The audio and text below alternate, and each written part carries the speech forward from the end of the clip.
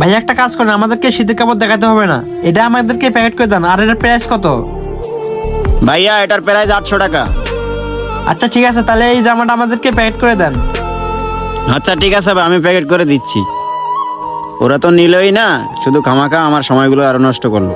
যাই হোক, ভাইয়ারা যেহেতু নিবে তাদেরকে প্যাকেট করে দিই। তাড়াতাড়ি করে এটা নিয়ে গিয়ে ওদেরকে দিতে হবে। এই নাও ভাইয়া, এখানে 800 টাকা আছে। এই লন ভাই আপনাদের জামা। ঠিক আছে ভাইয়া। মমিনুল চলো দেখি তো ভাইয়াটা আপুটাকে নিয়ে কোথায় গেল। ওই তো ভ্যান গাড়ির কাছে দেখা যাইতেছে। ভাইয়া, ওর জন্য কি আপনাদের দোকানে শীতের জামা আছে? জি ভাইয়া, আমাদের ভ্যান গাড়িতে ওর শীতের জামা আছে। এই যে ভাইয়া, জি ভাইয়া, কিছু বলবেন? এই জামাটা মনে হয় তোমার ছোট বোনের অনেক পছন্দ হয়েছিল, কিন্তু এই জামাটা তাকে তুমি নিয়ে দিতে পারোনি। এই নাও ছোট বোন, তুমি এটা নিয়ে যাও।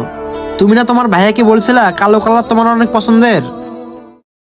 ভাইয়া, আপনি আমাকে শীতের জামাটা কিনে দিলেন, কিন্তু আমি তো আপনার কেউ না। কি বলতেছো আপু? কে বলছে আমি তোমার কেউ না? আমিও তোমার এক ভাই, আমি তোমাকে ভাই হিসেবে এটা কিনে দিলাম। ভাইয়া, আমি জাস্টকে কি বলে আপনাকে ধন্যবাদ দেব? আমি আপন ভাই হয়েও আমার বোনটাকে আমি শীতের জামা কিনে দিতে পারিনি, আর আপনি আমার বোনকে শীতের জামা কিনে দিলেন। কি আর বলবো ভাইয়া। ভাইয়া, হয়তো আজকে আপনার জন্য আমার বোনের মনের আশাটা পূর্ণ হলো। তা না হলে আজকে আমার বোনকে ব্যাংক থেকে কম দামে একটা জামা কিনে দিতে হতো। দেখো ভাইয়া, আমরা তো মানুষ, আমাদের উচিত একে অপরের পাশে সবারই দাঁড়ানো। ভাইয়া, আপনাকেই দেখলাম এভাবে অসহায় মানুষদের পাশে দাঁড়াতে। অনেক মানুষই আছে তারা কিনা আমাদের মতো গরিবদের মানুষই মনে করে না।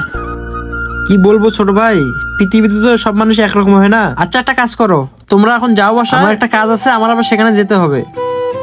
আচ্ছা ভাই, ঠিক আছে, আমরা চলে গেলাম। বন্ধুরা, আমাদের সকলেরই উচিত এভাবে একে অপরের পাশে দাঁড়ানোর। আর আমাদের ভিডিওটি ভালো লাগলে অবশ্যই লাইক কমেন্ট শেয়ার করে সবাইকে দেখার সুযোগ করে দেবেন। আসসালামু আলাইকুম।